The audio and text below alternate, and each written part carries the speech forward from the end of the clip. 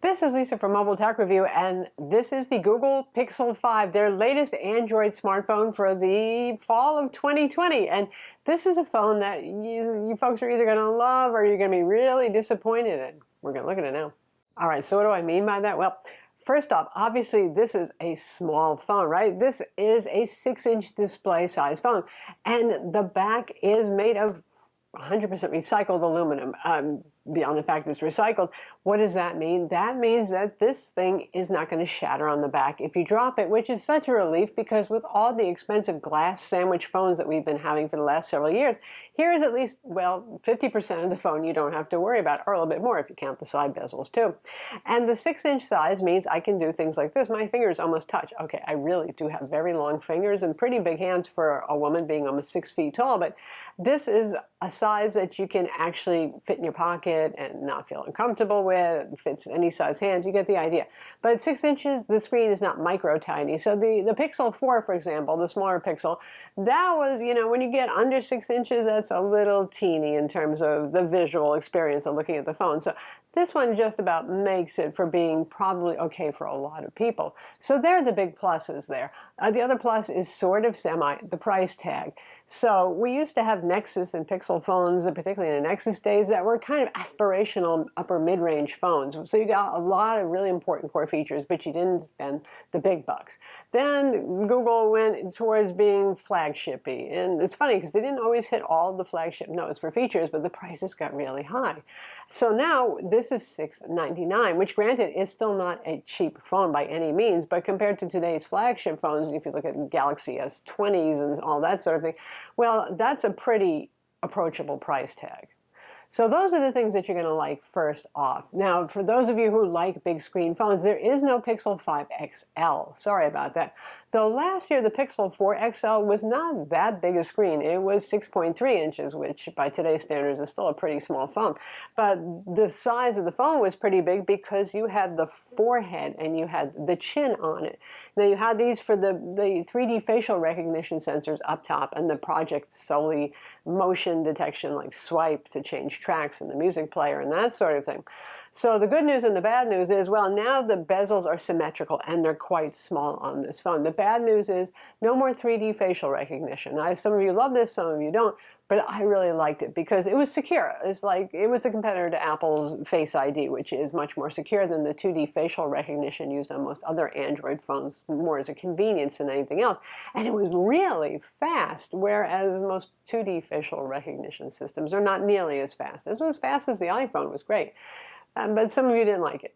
If you didn't like it, you don't care, it's gone. If you really liked it like me, you'll care. If you liked Project Solely features, I don't know how many of you actually use the swipey motion flail at your phone thing.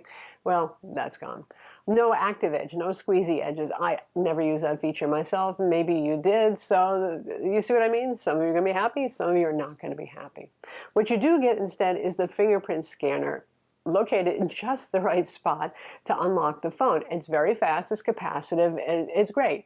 The only thing that's not great is now you have to pick up the phone to unlock it. If you just have it on your desk and you have an always-on display to see little notification icons at the time, but if you want to see more than that, no in-display fingerprint scanner, no 2D facial recognition to replace the 3D system that we lost, so a little of this, a little of that, oh well. Oh, obviously, one of the big things here is the fact that it has 5G. So yes, I know 5G isn't setting the world on fire, either because low and mid-band aren't that much faster than good LTE, or millimeter wave, which is the super fast kind, is not much deployed yet, and it has a very small footprint. One antenna tower covers about a square block, and that's about it. But still, for those of you who spend this much on a phone and you want to know 3 years from now, which is how long you're guaranteed to get Android updates with this, by the way, at least you've got it here. And it does have some other added benefits in terms of band aggregation and sometimes seeing better speeds and better reception in terms of signal bars and actual dB. So that's good. When it comes to the cameras, here's what's changed. I don't know what it is with Google. They can't put 3 cameras on the back like so many mid-range phones have these days. We still have 2 cameras here.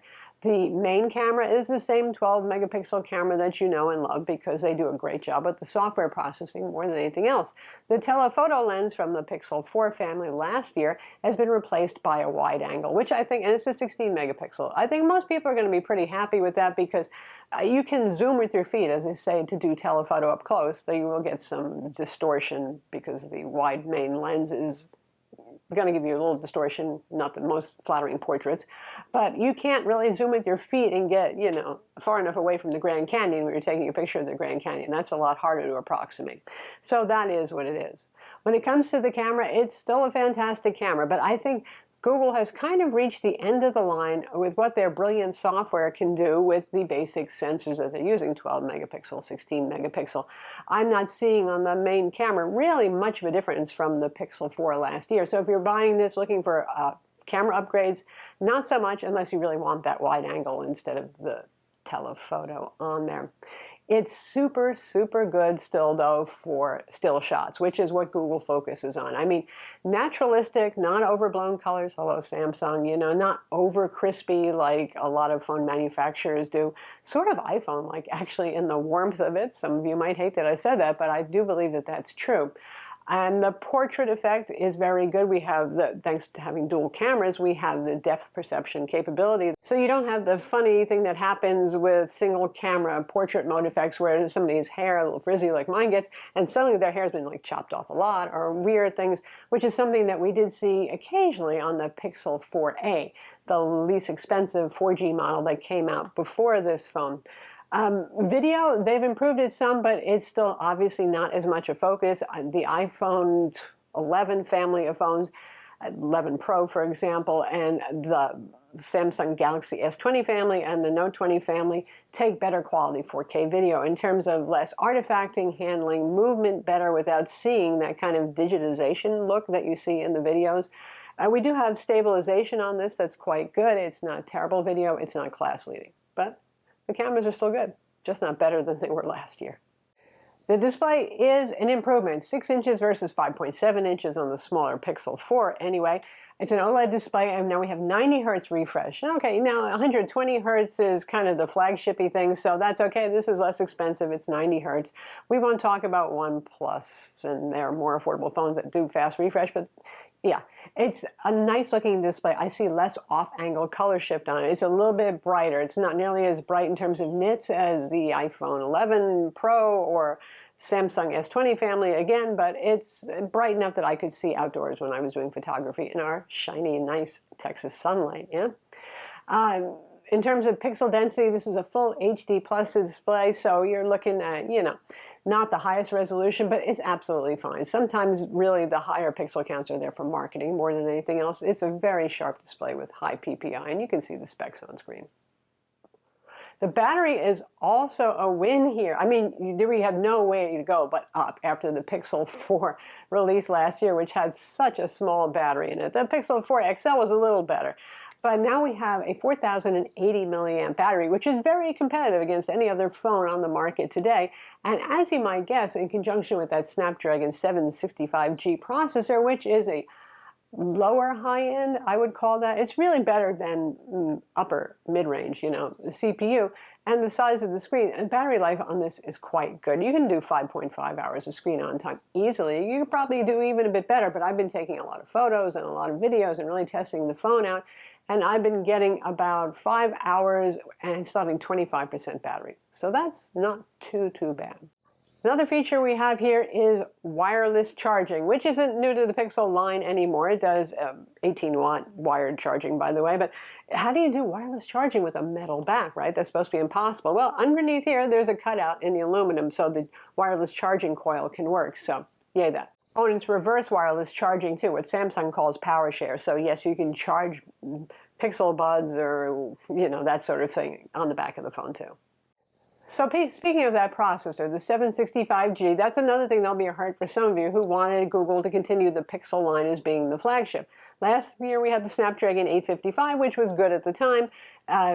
The 765G obviously is not an 865 Plus or something that you see in a flagship phone. Because Pixels and Android are so well optimized, Android 11 in this case, on Pixels, it never feels slow, to be honest.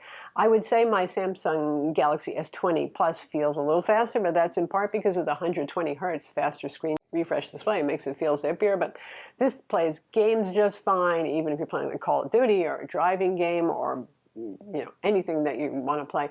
It's fine. This is not a concern for me. It's just going to bother those of you who really want more flagship-y specs.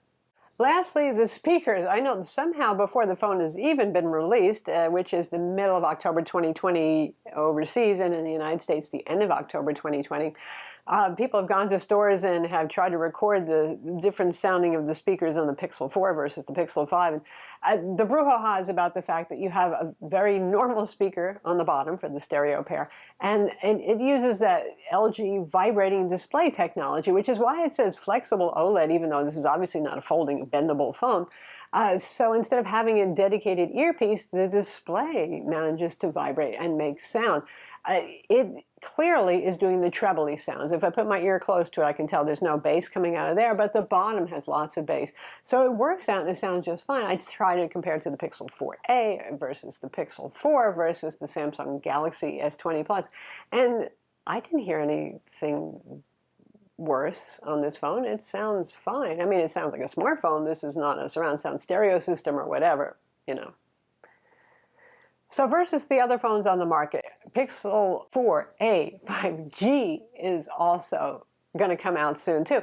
And that one's $200 less money. Pixel 4a 5G, a lot of letters, a lot of numbers there, has an even bigger display, 6.2 inches versus 6 inches. So not hugely bigger. It's an OLED display, but the contrast ratio is considerably less according to Google, so you're not getting as high-ended display on there. Same resolution though. You obviously still get 5G on that phone, and you're going to get the dual cameras though, so you're getting, a lot of the stuff. You're also going to get the same processor. You're going to get a polycarbonate back instead of the aluminum though. So that makes a difference for the premiumness and the durability for some people. I leave that one up to you. And then there's the regular Pixel 4a that we already reviewed. You can watch my video of that, but that one is clearly more low-end single camera, well, that sort of thing. Definitely not quite as nice a display on it. And then there's a competition outside of Google's own ecosystem. Apple has just announced the iPhone 12 with a 6.1-inch display that's $799. So it's $100 more, and I leave it up to you as to which camp you prefer if you're very strongly in favor of iOS versus Android, but we'll be reviewing the iPhone 12 as well, so you can see how that one compares. And in Android land, it gets even more complicated because Samsung just recently released the Samsung Galaxy S20 FE Fan Edition that I reviewed. And that is a lot of phone for around the same price, or being discounted actually down $100 less to $599 at several retail locations right now. That one does get you triple cameras. It gets you a 6.5-inch display for those of you who did want a bigger display, for example, and the more class-leading Snapdragon 865 processor on board as well. So that is stiff competition. I mean, it's good for Google if you buy Android of any kind, obviously, but this is going to hurt the Pixel some. I know some of you prefer the Pixel experience, and more power to you, versus Samsung, but for those who are open to both experiences, that FE is a lot of phone for the money. And then there's the OnePlus 8 line, though. They've been getting more and more premium. The OnePlus Nord is coming to this country, too, so that's another one to consider. So that's the Google Pixel 5. Obviously, in store to Sage, they do have the just black for those of you who want the brown paper bag version of a smartphone, very unassuming looking. And for those of you who like the durability of aluminum, and for those of you who want something that really fits in the hand well, you like the capacitive fingerprint scanner, and it's hard to fault Google for the camera quality for still photos particularly, it's a nice phone. There's just a lot of competition out there, which is a good thing for you. I'm Lisa from Mobile Tech Review. Be sure to subscribe to our YouTube channel for more cool tech videos and hit the notification bell so you know about them.